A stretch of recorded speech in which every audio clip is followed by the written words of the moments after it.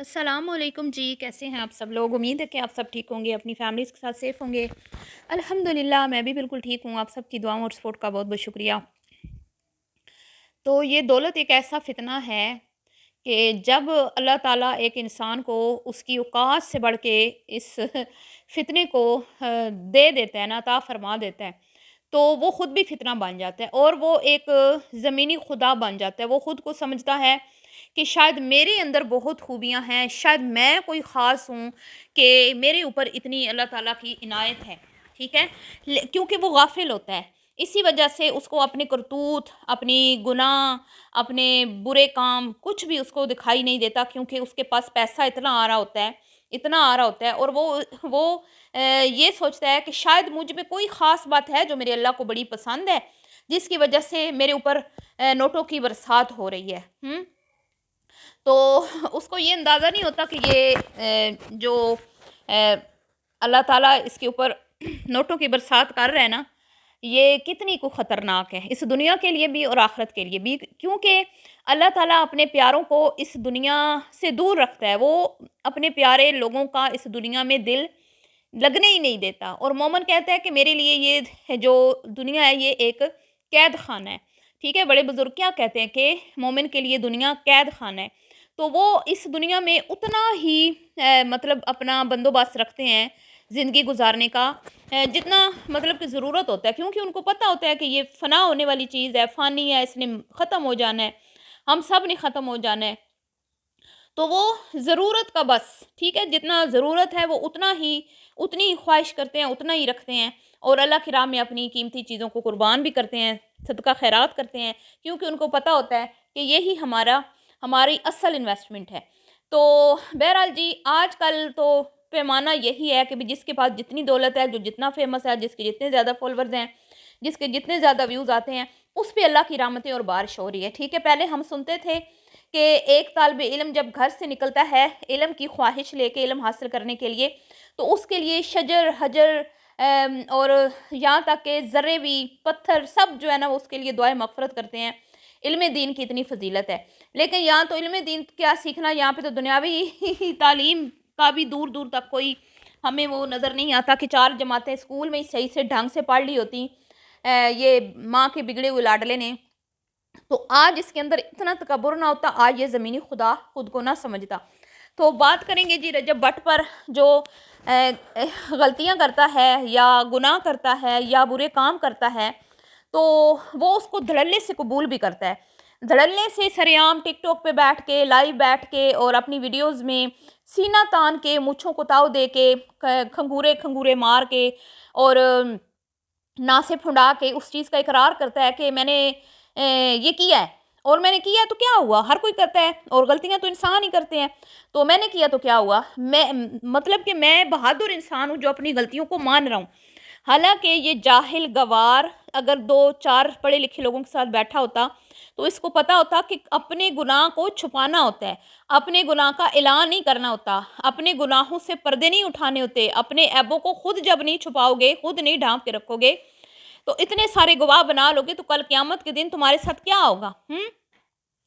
तो ये जी, इसके चाहने वाले जो है ना वो भी अपने चैनल्स पे बैठ के कहते हैं कि गलती मानना भी एक ज़र्फ़ की बात है, गुनाह के ऊपर ओ मतलब गलत काम करके एक्सेप्ट करना भी एक ज़र्फ़ का बात है। लोग तो पता नहीं क्या क्या कर जाते हैं, कबूल नहीं करते हैं लोग क्या क्या कर जाते हैं, कबूल नहीं करते। कबूल करना होता है, ठीक है, जिनके दिल दुखाए होते हैं उनके सामने कबूल करना होता है। अब है अपने ज़मीर को जो है ना झिंझोड़ना होता है कि मैंने गलत काम किया, अल्लाह के आगे झुकना होता है, उसके सामने सच्ची तौबा करनी होती है, और जिन लोगों के साथ नाइंसाफ़ियाँ की होती है ना, उनके जाँव के पाँव पकड़ के उनसे माफ़िया मांगनी होती है, ना कि सारी दुनिया में ढिंढोरे पीटने होते हैं कि मैंने फ़लाँ के साथ ताल्लुकात बनाए, मैंने फ़लाँ के साथ ताल्लुकात बनाए, मैं शादी से पहले भी रिलेशनशिप में था, फिर मेरा रिलेशनशिप इतना मज़बूत था कि मैं शादी के बाद भी ही रिलेशनशिप में रहा, और ये शादी तो मेरी अम्मा की मर्ज़ी थी, और मैं तो करना ही नहीं चाहता था, तो मेरे ऊपर तो ज़ुल्म हुआ है ना, मुझे ज़बरदस्ती मेरे से निकाहनामे पे साइन करवाए गए, और ज़बरदस्ती एक बंदी को मेरे ऊपर मसल्लत किया गया। कनपट्टी पे मेरे पिस्तौल रख के, मैं आकिल था, बालिग था, समझदार था, इसके बावजूद मेरी माँ ने मेरी कनपट्टी पे पिस्तौल रख के मुझसे निकाहनामे पे साइन करवाए, है ना? ऐसा ही वो कह रहा था ना। تو بہت افسوس کی بات ہوتی ہے کہ جہالت کی انتہا ہے کہ اگر آپ نے کوئی اس طرح کا ایسا گناہ کر دیا ہے، اللہ معاف کرے، جس کی اتنی سخت سزا ہے، آپ کو پتہ ہے نا، تو اگر ہم اسلامی رولز کو دیکھیں تو ویسے تو کوئی بھی سزا نہیں ہے ویسے تو جو مرضی کرتے پھرو. تو بہرحال جی، وہ انسان جس کو پتہ ہے کہ میرا کوئی کچھ نہیں بگاڑ سکتا، کیونکہ اللہ تعالیٰ نے اس کی رسی کو دراز کیا ہوا ہے. ٹھیک ہے، اس دنیا میں بہت برے لوگ آئے، فرعون جیسے اور یزید جیسے، اور پتہ نہیں کون کون سے، لیکن کہاں گئے؟ آج کدھر ہیں؟ کسی کا نام و نشان ہے؟ اگر ہے تو وہ عبرت کے طور پہ اللہ تعالیٰ نے ان کے نشانات بھی رکھے ہیں، جیسے فرعون کا جو وہ ہے باڈی پڑی ہوئی ہے. ٹھیک ہے، تو اس کی باڈی کو بھی کیوں اللہ تعالیٰ نے رکھا جو خراب نہیں ہوئی، مطلب پڑی ہے عبرت کے لیے. لیکن ہم لوگ عبرت حاصل نہیں کرتے. ڈیلی نہ جانے کتنے ہی لوگ قبروں کی مٹی تلے دفن ہو جاتے ہیں، اور ہمیں یہ پیغام دے کے جاتے ہیں کہ پیچھے پیچھے آپ بھی آنے والے ہو، اس دنیا میں کسی نے نہیں رہنا. لیکن ہم ایسے غافل ہیں کہ غفلت کی نیند سے ہمیں کوئی جگا نہیں سکتا. تو بڑا ہی مجھے افسوس ہوا، مجھے اتنے دنوں سے کامنٹس آ رہے تھے کہ سسٹر بات کریں، رجب نے قبول کر لیا، اس کا زارا ملک کوئی زارا نامی لڑکی ہے، اس کے ساتھ شادی سے پہلے سے افیئر تھا، شادی کے بعد بھی افیئر رہا وغیرہ وغیرہ، اور اس کی وجہ سے اس پہ قاتلانہ حملہ ہوا. پھر یہ سامنے آ کے سامنے آ کے اس کو دعائیں دے رہا ہے بھائی بن کے. مجھے تو اس پہ ہنسی آئی ہے. پہلے محبوبہ تھی، پھر بہنیں بنا لی، کیونکہ دعائیں تو ایسے ہی دے رہا تھا نا جیسے بھائی بہنوں کو دیتے ہیں کہ بھائی. پہلے تو نظر اس پہ رکھ کے بیٹھا تھا، گندی نظر، اور جب وہ کسی اور کی ہو گئی تو اس کو دعائیں دینے لگا. میرا بڑا اچھا ٹائم اس کے ساتھ گزرا ہے، بڑی اچھی چیز ہے، بڑی اچھی بلی اعلیٰ، بڑی کمال ہے، کمال ایک نمبر کی ہے. اللہ معاف کرے. تو عورت بھی آج کل خود اپنی تذلیل کروا رہی ہے، خود ہی اپنے آپ کو مطلب کہ اس نے 2 ٹکے کا بنا کے رکھ دیا ہے. تو جناب علی پھر وہ جی حملہ نہ کروائیں جی، میری تو اس سے کچھ بھی نہیں، وہ تعلق تھا ختم ہو گیا، تو یہ تو وہ تھے، تو خوش رہے تو آباد رہے، تو جس نے بھی دلہن بنا لی تو بس عیش کرو موج کرو.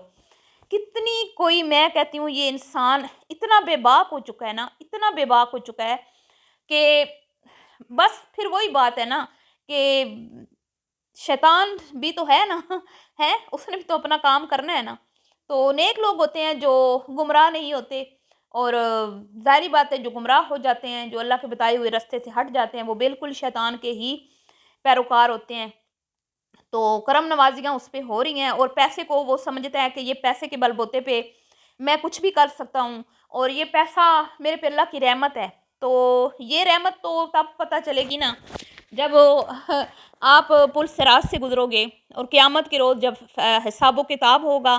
ٹھیک ہے، اور جب آپ قبر میں جاؤ گے، اور پھر آپ کو وہاں پہ اب مطلب اللہ معاف کرے، اللہ کی ذات معاف کرنے والی ہے، اللہ بنا حساب ہی مغفرت فرمائے تمام مسلمانوں کی.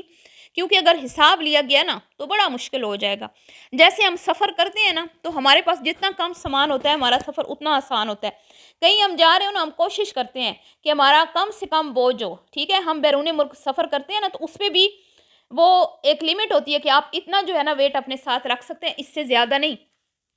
تو سوچیں اگر ہم دنیا میں اپنا بوجھ بڑھاتے گئے تو ہم کس طرح سے اپنا پل صراط کو پار کریں گے؟ ہم کس طرح سے قیامت کے روز اپنے حساب و کتاب سے ہم مطلب کتنی دیر میں ہم فارغ ہوں گے؟ اب یہ ساری چیزیں تو دنیا میں ہی ہمیں سارے نمونے دکھا دیے گئے ہیں. امتحانات ہم دیتے ہیں، وہ سوال تو پھر بھی کتابوں سے پڑھ کے ہم جواب ڈھونڈنے پڑتے ہیں ہمیں، لیکن اللہ تعالیٰ نے جو حساب کتاب مطلب کہ جو امتحان اللہ نے ہمیں اس دنیا میں بھیج کے ہمیں جس امتحان میں ڈالا، اس کے جواب بھی اللہ تعالیٰ نے ہمیں دے دیے.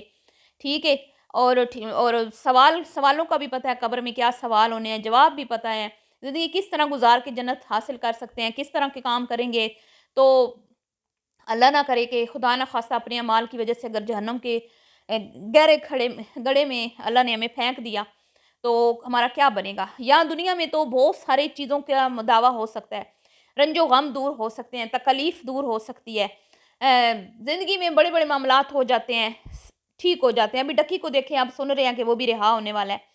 تو لیکن اگر محشر کے روز پھنس گئے تو کون بچائے گا؟ ہے کیا ہوگا ہمارا؟ اگر ہم حساب و کتاب کے دوران پھنس گئے تو کیا ہوگا ہمارا؟ تو ایک ایک چیز کا حساب ہونا ہے جی، کہاں سے کمایا، کہاں سے آیا، کہاں خرچ کیا، کیا پہنا، کیا اوڑا، کیا نہیں. تو یہ غافل لوگ ہیں. میں اس پہ اس لیے نہیں بات کرتی, میں اس کو اس قابل نہیں سمجھتی, میں نے اس پہ بات کرنا کیوں چھوڑی ہے, کیونکہ یہ بندہ پھر مجھوں کو تاؤ دیتا ہے, خوش ہوتا ہے کہ مجھ پہ ڈسکشن ہو رہی ہے, میرا ذکر ہو رہا ہے, میرے پہ باتیں ہو رہی ہیں, تو یہ اپنے آپ کو کوئی خاص چیز سمجھتا ہے. تو ہمارے لیے, میرے نظر میں تو یہ خاص نہیں ہے نا, میرے نظر میں تو یہ پرلے درجے کا, تھرڈ درجے کا ایک بگڑا ہوا ماں کا بیٹا ہے, جس کی دولت نے اس کا دماغ جو ہے وہ خراب کر رکھا ہے. اور اب جی ایمان کی جہاں تک بات ہے, میں اس کے لیے بالکل بھی آواز نہیں اٹھاؤں گی, کیونکہ اس نے اس فیصلے کو قبول کر لیا ہے, وہ اس کے ساتھ خوش ہے, وہ اس کی ساری خامیوں کے ساتھ اس نے اپنے شوہر کو قبول کر لیا ہے.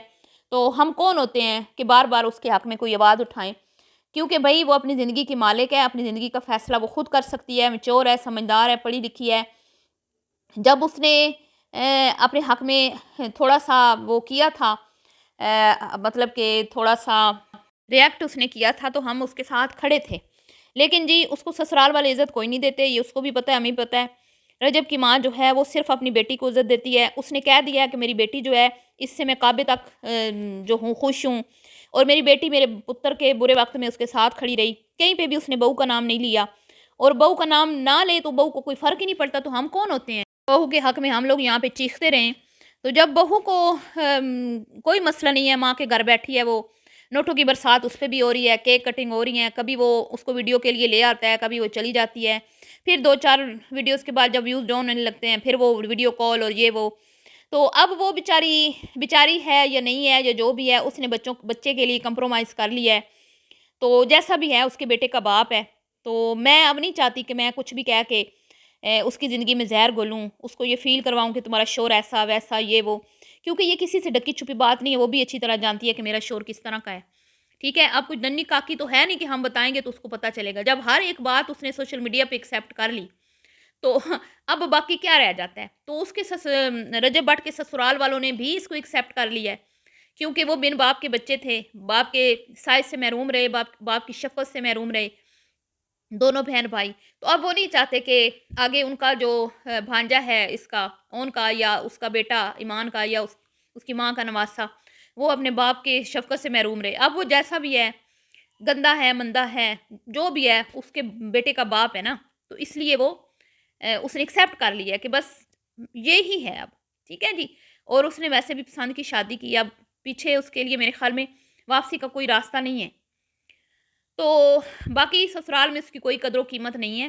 وہ چاہے الٹی بھی لٹک جائے نا تو اس کو کوئی بھی کریڈٹ نہیں دے گا. حالانکہ جتنا کمپرومائز اس نے کیا ہے نا, جتنا صبر اس نے کیا ہے, میں کہتی ہوں کوئی اور عورت ہوتی نا تو کب کی اس کو ٹھوکر مار کے ٹھڈا مار کے تو یہ جا وہ جا ہو جاتی.